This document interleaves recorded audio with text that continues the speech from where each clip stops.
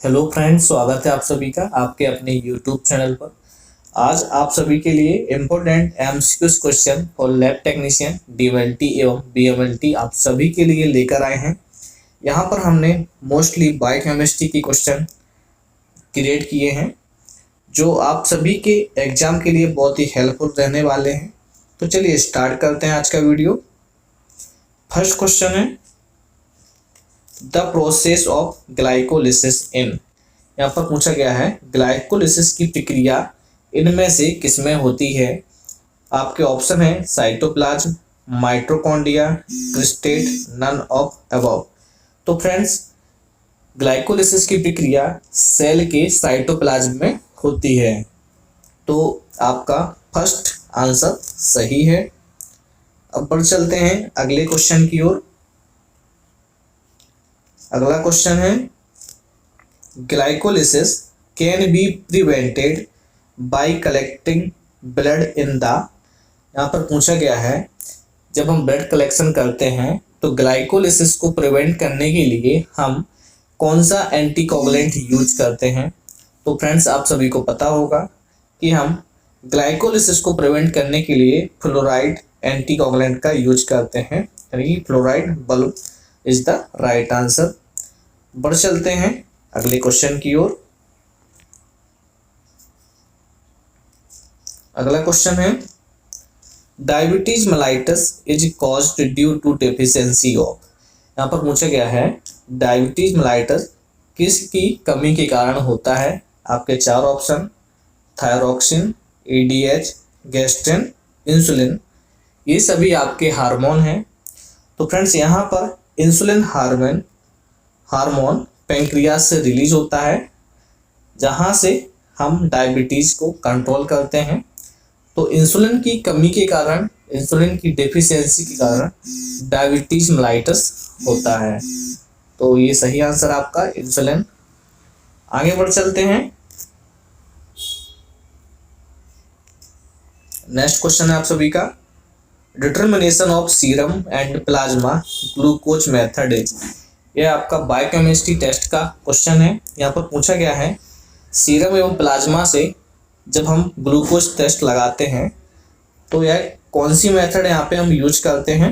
यहाँ पर आपके चार option turbidimetry method, BCG method, glucose oxidase method, biuret method. तो फ्रेंड्स, यहाँ पर ग्लूकोज एस्टिमेशन के लिए हम ग्लूकोज ऑक्सीडेज मेथड यूज करते हैं, GOT and POD God pod method जो शुगर के लिए हम लगाते हैं। आगे बढ़ चलते हैं अगले क्वेश्चन की ओर।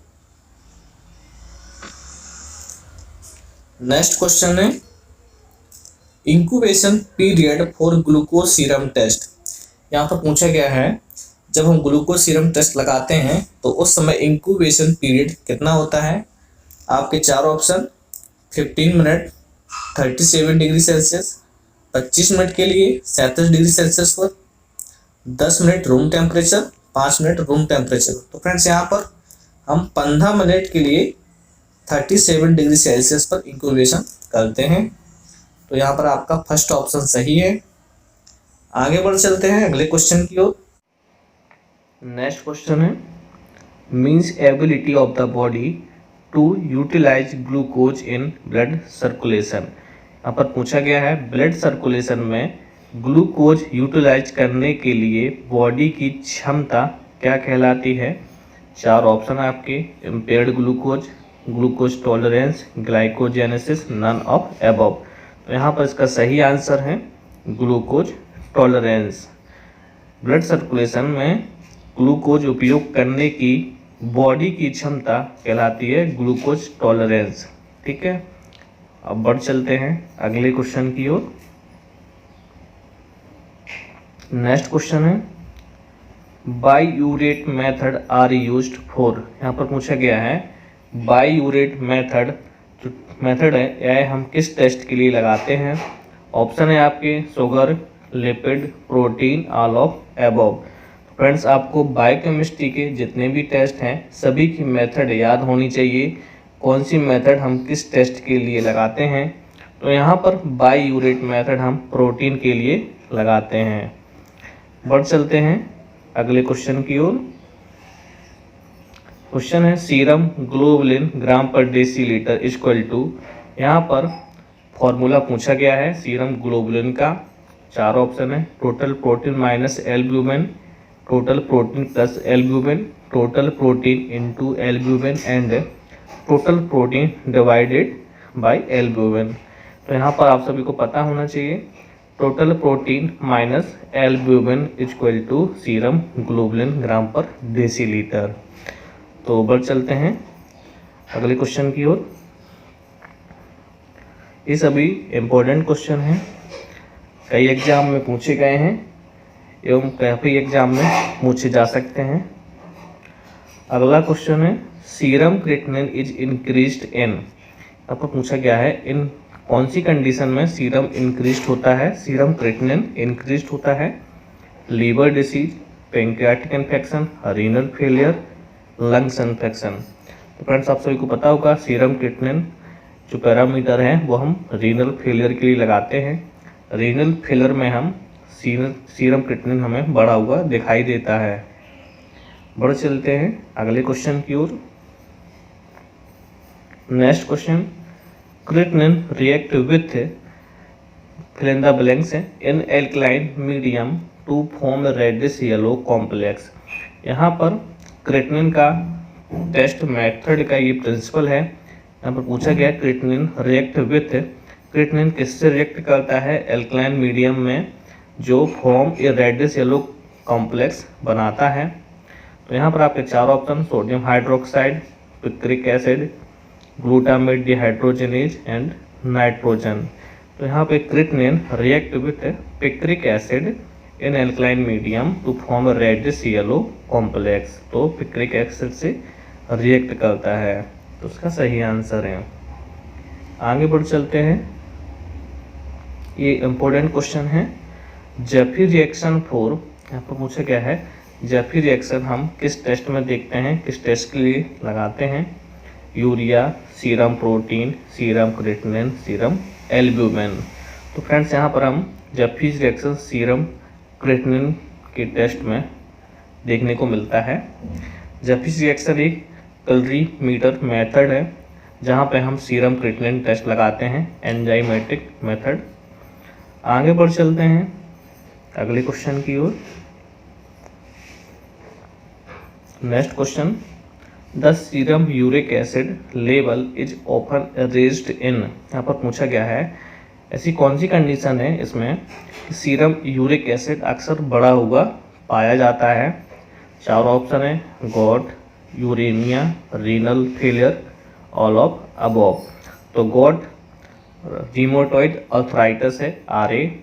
यूरेनिया वह कंडीशन होती है जब ब्लड में अपशिष्ट पदार्थों की मात्रा, वेस्ट प्रोडक्ट हाई लेवल में बढ़ जाते हैं, तो वह कंडीशन कहलाती है Urania. And renal failure and all of above. तो इसका सही आंसर है all of above. Uric acid in सभी कंडीशन में हमें बढ़ा हुआ मिलता है। अगला क्वेश्चन है the uses of liver function test, यहाँ पर पूछा गया है लीवर फंक्शन की क्या उपयोग है। Diagnosis of jaundice, yes, jaundice को डायग्नोस करने में हेल्प मिलती है। लीवर डिसीज में हेल्प मिलती है लीवर फंक्शन से। नेक्स्ट है screen the suspected cases during outbreak of infective hepatitis, hepatitis भी लीवर डिसीज है, ऑल ऑफ अबव। तो इसका सही आंसर है ऑल ऑफ अबव। आगे बढ़ चलते हैं अगले क्वेश्चन की ओर। Which test are done for jaundice in serum, यहाँ पर पूछा गया है इनमें से कौन सा टेस्ट हम जॉन्डिस के लिए लगाते हैं। Uric acid, bilirubin, urea, creatinine. तो आप सभी को पता होगा जॉन्डिस के लिए हम बिलिरुबिन का पता करते हैं, बिलिरुबिन पैरामीटर का। यहाँ पर टोटल, डायरेक्ट, इनडायरेक्ट तीनों पैरामीटर चेक करते हैं बिलिरुबिन के। अब बात करते हैं अगला सवाल, which are change in certain enzyme test, यहाँ पर पूछा गया है इनमें से कौन से एंजाइम टेस्ट में परिवर्तित हो रहे हैं, यानी कि इनमें से कौन से एंजाइम हैं जिनका हम टेस्ट लगाते हैं तो फ्रेंड्स इन सभी का टेस्ट हम लगाते हैं ALT, AST, ALP all of above, तो इसका सही आंसर है। आगे देखते हैं अगला क्वेश्चन।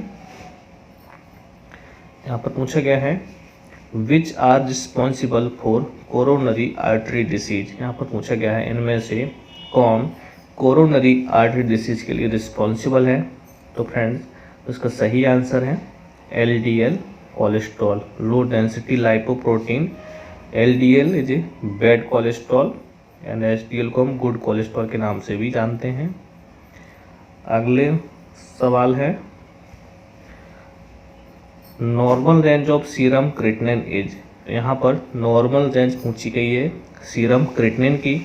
यहाँ पर 4 ऑप्शन है 0.9 से 1.5 मिलीग्राम पर डेसीलीटर, 0.9 से 3.5 मिलीग्राम डेसीलीटर, 3.5 से 6.2 mg पर डेसीलीटर, 1.5 से 4.6 मिलीग्राम पर डेसीलीटर।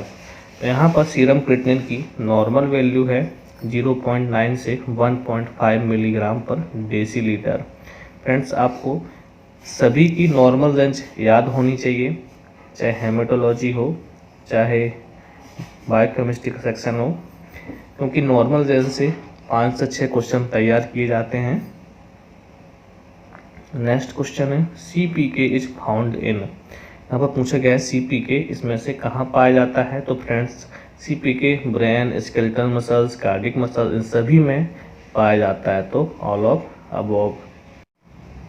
तो फ्रेंड्स आज की क्लास में हमने सभी बायोकेमिस्ट्री के इम्पोर्टेंट क्वेश्चन कलेक्ट किए हैं। अगर आप हमारे चैनल पर नए हो तो चैनल को सब्सक्राइब अवश्य करते जाएं, बेल आइकन को प्रेस कर इससे नोटिफिकेशन ऑन कर लें। तो फ्रेंड्स इसी तरह आप सभी के लिए इम्पोर्टेंट क्वेश्चन लेके आएंगे। तो मिलते हैं अगली नोटिफिकेशन में, अगले वीडियो में।